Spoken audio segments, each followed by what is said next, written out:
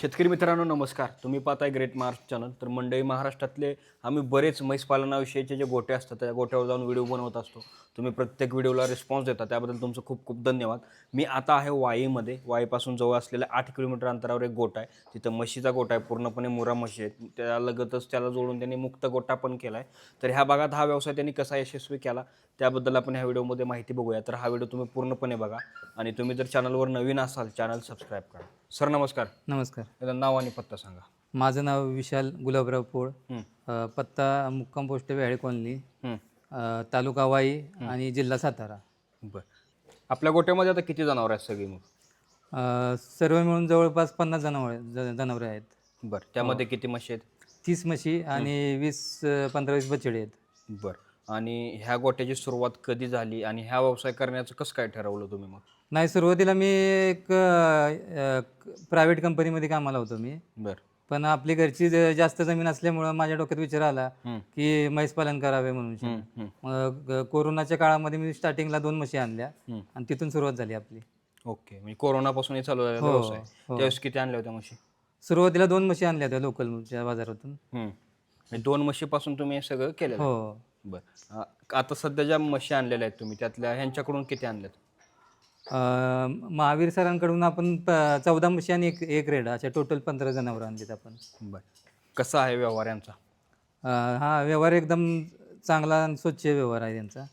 काय प्रॉब्लेम? काय प्रॉब्लेम नाही. बरं. आता इथं मशीनची केअर कशी केली जाते? तुम्ही मशीनना काय काय देता? आणि मशीनची हा गोट्याची सुरुवातीला तुम्ही ज्यावेळेस आणल्या त्यांना सेट करण्यासाठी काय काय केलं?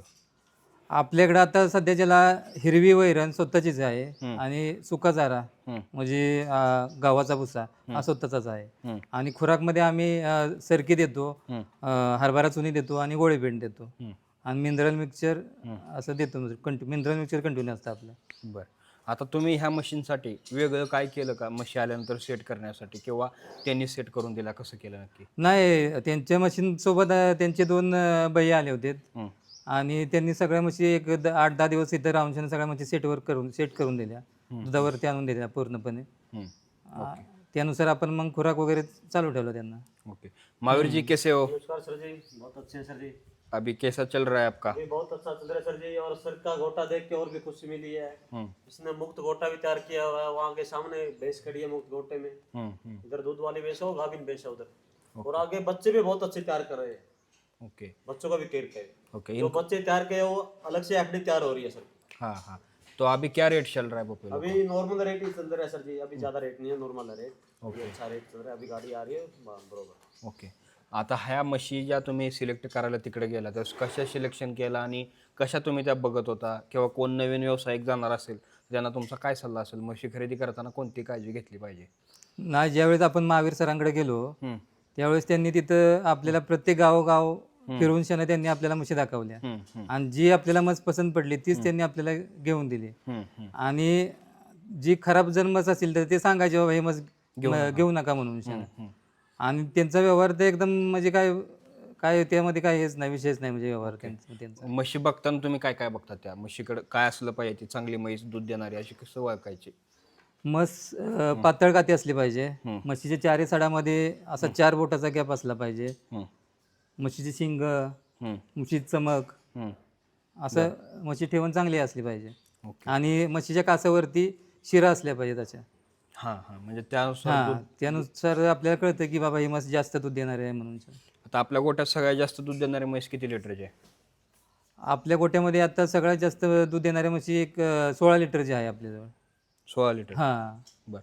आता टोटल माझ्या अंदाजे तर इथं 70-75 लाख रुपये तुम्ही इन्व्हेस्टमेंट केले असतील. हो. तर ते कसं काय केलं? एवढ्या पैशाचं कसं नियोजन तुम्ही केलं? आणि ते पैसे, कारण नवीन उद्योजक आहे त्याला जर व्यवसाय करायचा असेल तर हे पैसे मॅनेजमेंट कसं केलं पाहिजेत? नाही, बँक लोन वगैरे देते का? सुरुवातीला आपण 2-3 म्हशी खरेदी केल्या त्यावेळेस आपण स्वतःच भांडवल गुंतवलं होतं. आणि नंतर ना आपण मग त्या 2-3 म्हशी आपल्याला थोड्या थोड्या नफा देऊ लागल्या. मग आपण ठरवलं की आपण थोडं पुढं सरकूया म्हणून.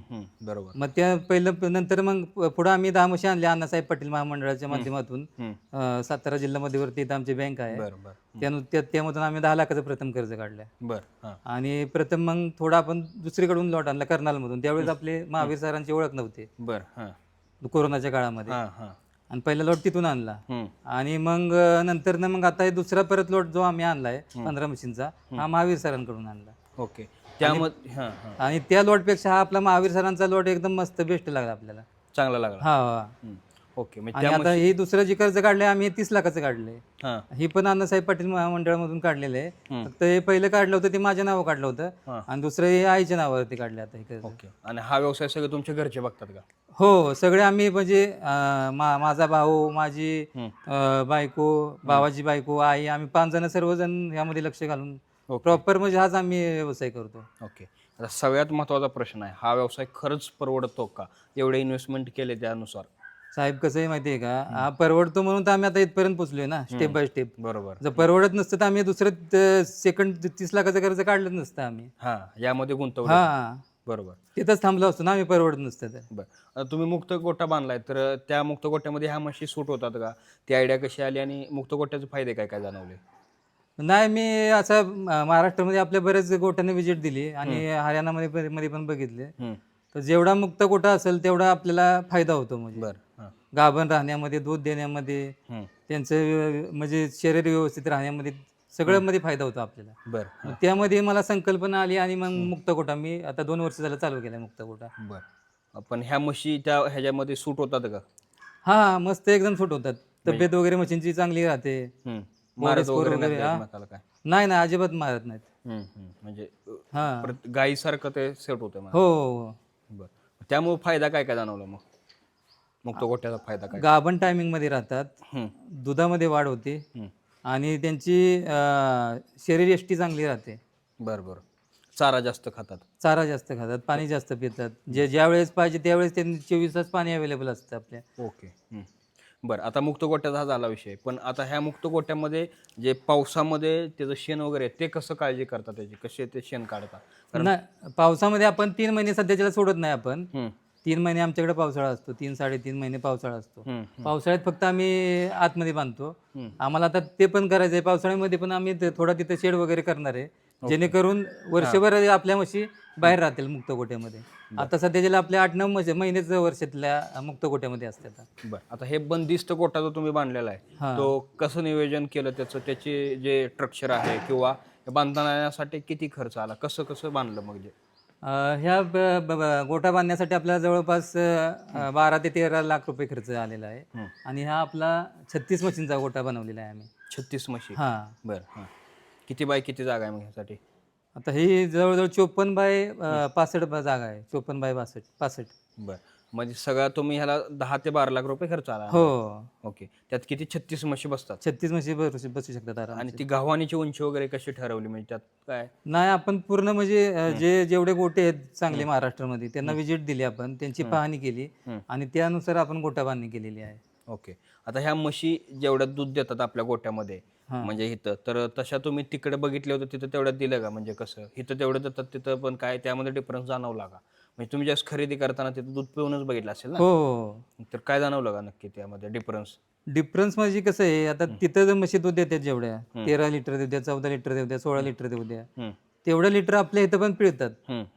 तिथल्यापेक्षा आपल्या इकडे क्लायमेट चांगलं आहे, भरपूर चांगलं आहे. हां बरोबर. आपल्या भागामध्ये, आपल्या महाराष्ट्रामध्ये फक्त हा खाद्याचा विषय आहे, फक्त खाद्याचा आणि खुराकाचा विषय आणि वैरणकाळीचा विषय आहे. बरं. म्हणजे व्यवस्थित नियोजन करायला. बरं. आता साधारणपणे तुम्ही किती उत्पन्न कमावता मग? आता सध्याच्याला बघा, माझे जवळजवळ 170 लिटरच्या आसपास दूध चालू आहे. म्हणजे कमी जास्त थोडं होतं, 160 होतं, 170 होतं आणि विक्री आपली साधारण 65 रुपये विक्री चालू आहे आपल्याला आपली. बरं. हां.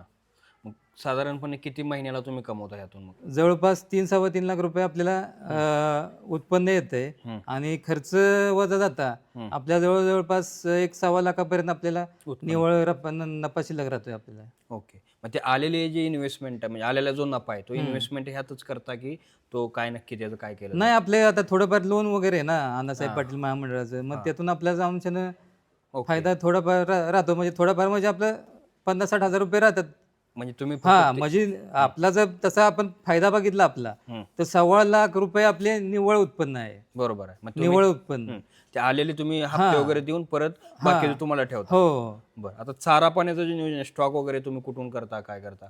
चारा आपला आता 5 एकर चारा आहे आपला सुपर नेपियर. घरचा. हां, त्यामुळं आम्हाला ओल्या वैरणीची काही आवश्यकता लागत नाही. बरं. आणि सुक्या चाऱ्यामध्ये गव्हाचा ज्यावेळेस सीझन असतो आपला मार्चमध्ये, हां. मार्च एप्रिलमध्ये, त्यावेळेस आम्ही स्वतः जाऊन घरची माणसं स्वतः जाऊन आम्ही गव्हाचा बुसकट गोळा करतो. तुम्ही स्वतः जाऊन. हां, आणि ते काय आम्हाला शेतकऱ्यांना पैसे वगैरे द्यायला लागत नाहीत. ते शेतकरी आपल्याकडे भागामध्ये सर्रास पेटवून देतात ते मध्ये. हां, मग त्यापेक्षा तुम्ही ते गोळा करून हां, आम्ही स्वतः गोळा करतो, त्यामुळे आपला सुक्या चाऱ्याचा पण खर्च वाचतो. ओके. ते एवढं मोठं शेड तुम्ही त्यासाठी बांधलंय. हां, आपला फक्त खर्च जो आहे तो खुराकासाठीच फक्त खर्च जातो आपला. मग आता तुम्ही जे वडल्या चाऱ्यासाठी शेड बांधलेलं आहे, ते त्यात किती चारा बसू शकतो आणि त्याला किती खर्च आला? आपलं जे शेड बांधलेलं आहे त्याला आपल्याला साधारण 5 लाखाच्या आसपास खर्च आलेला आहे. बरं. आणि त्यात आपला 80 ते 100 टन आरामशीर स्टोरेज होऊ शकतं आपलं ओके. सुक्या चाऱ्याचं. आता ह्यासाठी किती कामगार आहेत मग सगळे? नाही, कामगार फक्त आम्ही आता एकच ठेवलेला आहे सध्या.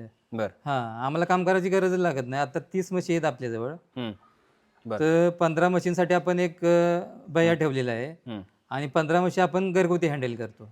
ओके. जो नवीन तरुण आहे त्याला लगेच वाटतं की आपण एवढे पैसे कमवू शकतो, तर त्याला तुमचा काय सल्ला आहे? कारण तुम्ही खूप स्ट्रगलमधून एवढा व्यवसाय पुढे नेत आहे, तर त्यामधून कसा तुमचा अनुभव सांगाल? नवीन तरुणांनी पण हा व्यवसाय करावा. सुरुवातीला 5 म्हशी घेऊन शेणं बरोबर. आणि ब्रीड चांगलं निवडावं त्यांनी. हरियाणाचा मोरा ब्रीड चांगला आहे आणि त्यातून आपल्याला फायदा होऊ शकतो. आपल्या लोकलच्या म्हशी घेऊन फायदा होऊ शकत नाही. आपल्या लोकलच्या म्हशी जास्त दूध देत नाहीत. बरं. आणि ना नफा ना तोटा या तत्वावर आपल्या लोकलच्या म्हशी सांभाळायला लागतात. हां, मग आता ह्यांच्याकडं तुम्ही म्हशी खरेदी करण्यासाठी हे कराल का, सल्ला द्याल का लोकांना? म्हणजे आहे का व्यवहार चांगला? हो, एक नंबर व्यवहार आहे महावीर सरांचा. हां हां. मी आपल्या महाराष्ट्रातील शेतकऱ्यांना सांगू शकतो किंवा आपले नवीन तरुण आहेत त्यांना सांगू शकतो की तुम्ही ह्या व्यवसायामध्ये या तुम्ही ह्या व्यवसायामध्ये सुरुवातीला 5 म्हशींपासून सुरुवात करा. महावीर सर आहेत आपले हरियाणाचे, जिनचे, त्यांच्याकडे जावा, त्यांच्यापासून 5 म्हशी घ्या आणि हा व्यवसाय चालू करा. ह्यामध्ये फायदा आहे, खरोखर फायदा आहे ह्यामध्ये. ओके. महावीर जी, अभी आप इधर आए हो तो महाराष्ट्र में इनका तो इलाका ऐसा गया, बहुत ठंड रहती है, तो आपके हिसाब से महाराष्ट्र में कहाँ बफेलो ज़्यादा सेट रहेगी, क्या मतलब? क्योंकि बड़े सर लगभग तो पूरे महाराष्ट्र में भैंस कोई दिक्कत नहीं सर जी. हमारी तरफ सर जी गर्मी में बहुत ज्यादा जस्त होती है, 48 तक टेम्परेचर जाता है गर्मी, और सर्दी में भी 2-3 टेम्परेचर चला जाता है जनवरी फरवरी में. बराबर. आपके महाराष्ट्र में टेम्परेचर बहुत अच्छा है, कहीं भी सेट होने में कोई दिक्कत नहीं है भैंस में. ओके. हर जगह नॉर्मल सेट होते हैं, हमारे से भी अच्छा सेट होता है सर. ओके. तर तुम्ही आता त्यांच्याकडे म्हणजे ज्यावेळेस हरियाणाला जाता, त्यांना नवीन कोण जाणार असेल त्यांना तुमचा काय सल्ला असेल मग? हा, तुम्ही हरियाणाला जावा. फक्त जे फ्रॉड होतंय म्हणजे फसवणूक जी होती शेतकऱ्यांची, आपल्या उद्योजकांची फसवणूक होते, बरं. हां. तर त्या फसवणुकीपासून तुम्ही सावध राहा. बरं. हां, नक्की कशी होते? फसवणूक म्हणजे आता आपण शेतकरी आपला गेला नवीन शेतकरी हरियाणामध्ये, तर तो जातो कुठल्याही व्यापाऱ्याकडे जातो. मग ते व्यापारी त्याला मग दाखवतात, हा ये अच्छे भैंस है, देगी 20 लिटर दूध देगी, 18 लिटर दूध देगी. बरोबर आहे. और पैसे घेतात मध्ये त्यांचे 1.5 लाख रुपये घेतात जवळपास. आणि ते एवढं दूध पण इथं आल्यानंतर तेवढं दूध पण निघत नाही. दूध निघतं इथं आल्यानंतर 7 लिटर 8 लिटर सांगतात, 15 लिटर दूध देईल, 20 लिटर दूध म्हैस देईल. पण हे महावीर सरांकडे आपण गेलो, तिथं आपण स्वतः राहून 8 दिवस राहून त्यांच्या इथून म्हशी पिळून आणलेले आहेत आपण तिथं. बरोबर. आता तुम्ही म्हणजे म्हणताय की एवढी इन्व्हेस्टमेंट करून तेवढं प्रॉफिट भेटलं पाहिजे आपल्याला, तर म्हशीनं दूध दिलं तरच भेटेल ना? हो, म्हशीनं जर दूध नाही दिलं तर आपलं प्रॉफिटच होणार नाही ना. म्हणजे एवढी इन्व्हेस्टमेंट करून त्याचा फायदाच. म्हशीमध्ये क्वालिटी म्हशी पाहिजेत आपल्याला, दूधवाल्या म्हशी पाहिजेत, तर आपल्याला फायदा होऊ शकतो. ओके. तर महावीर जी, अभी जो आने वाले उनके लिए क्या मतलब कैसा प्रोसेस रहता है, एक बार बताओ. यही देता हूँ सर जी, सलाह में देता हूँ, जो ब्रोकर है उनसे बच के रहो सर जी. भैंस कहीं से भी लो, पहले व्यापारी को देखो कैसा है कैसा नहीं, उसे रंग रंग देखो, उसकी इंक्वायरी करो कैसा है, और रियलिटी में अच्छा दे रहा है या आपके यूट्यूब पे मेरी तरह बोल रहा है, उसमें हर चीज को देख के उसके पास फिर जाओ सर जी. बराबर है, मतलब देख के. हाँ, जैसे सर ने सर्च किया पूरा, हर जगह सर्च करके तभी गया ये. बराबर. तर शेतकरी मित्रांनो, तुम्हाला हा व्हिडिओ कसा वाटला ते कमेंटमध्ये नक्की कळवा आणि आपल्या चॅनलवर तुम्ही नवीन असाल चॅनल सबस्क्राईब करा. तर आता भविष्यामध्ये तुम्ही काय वाढवण्याचा विचार करणार आहात का? हो, आमचं पुढं प्लॅनिंगच आहे वाढवायचं. आता आम्ही 30 पर्यंत गेलेलोच आहे, तर आमचं टार्गेट आहे, पण लगेच नाही, पण आपले एक 5-6 वर्षामध्ये आपले 100 पर्यंत जाण्याचं आमचं टार्गेट आहे. अरे वा, छान. तर तुम्हाला ग्रेट महाराष्ट्र चॅनलकडून खूप खूप शुभेच्छा. असाच तुमचा व्यवसाय वाढत राहावा. धन्यवाद. धन्यवाद.